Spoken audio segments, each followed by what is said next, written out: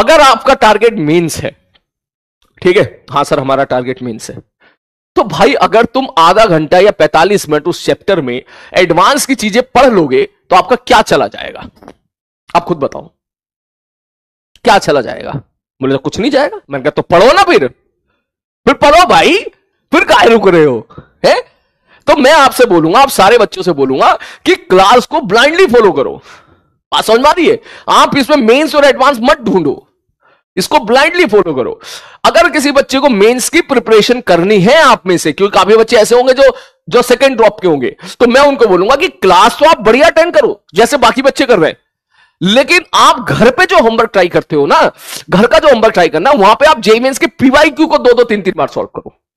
Suppose मैंने एरोडॉप homework दिया, तो जिन बच्चों का टारगेट मेंस है वो एरोडॉप ना लगाएं, बिल्कुल ना लगाएं, बिल्कुल ना लगाएं, बिलीव भी मत लगाओ, कोई दिक्कत नहीं है, ठीक है। मैंने कोई लंबा चौड़ा सवाल दे दिया आपको जो दिख रहा है कि 6-7 लाइन का सवाल है, ठीक है, वो भी मत लगाएं।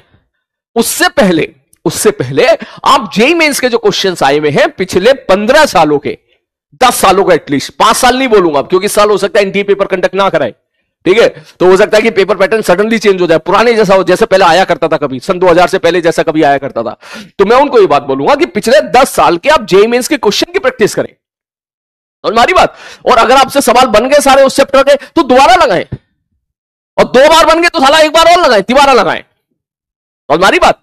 तो जैसे ही आप घर पे वो क्वेश्चन लगाते जाओगे ना, तो फिर आपकी ऑटोमेटिकली जेईई मेंस की प्रिपरेशन जो है वो अच्छी होती चली जाएगी, ठीक। लेकिन क्लास के क्वेश्चंस में ना ढूंढने इस चीज को। क्लास में हम लोग फिजिक्स पढ़ने हैं मेरे भाई, फिजिक्स पढ़ रहे हैं, ठीक है। क्लास में हम लोग जो है कंसेप्ट सीख रहे हैं। और भैया सुन मेरी बात, कौन कह रहा है कि भाई जेईई मेंस में टफ क्वेश्चन नहीं आ सकता? 1-2 सवाल तो टफ उसमें भी आते ही है।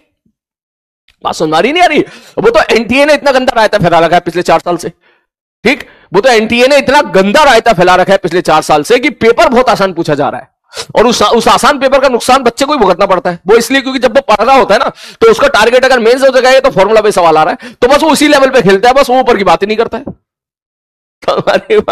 तो क्या पता इस साल पेपर एनटीए ना बनाए, तो अगर क्या पता पुराना पेपर वापस आ गया इस साल, तो उसमें उन बच्चों का फायदा होगा जिन बच्चों ने अच्छे तरीके से पूरे साल पढ़ा होगा, ठीक है। तो मैं उनको बोलूंगा, कोई बच्चा आप में से सेकंड ड्रॉप लिया है, कोई बच्चा जेईई मेंस की प्रिपरेशन कर रहा है, उसको मैं बोलूंगा कि क्लास को तो ब्लाइंडली फॉलो करो, क्लास में जो करा रहा हूं वो अच्छे से समझो, लेकिन आप घर पे होमवर्क की प्रैक्टिस आप जेईई मेंस के क्वेश्चंस की करो, ठीक है।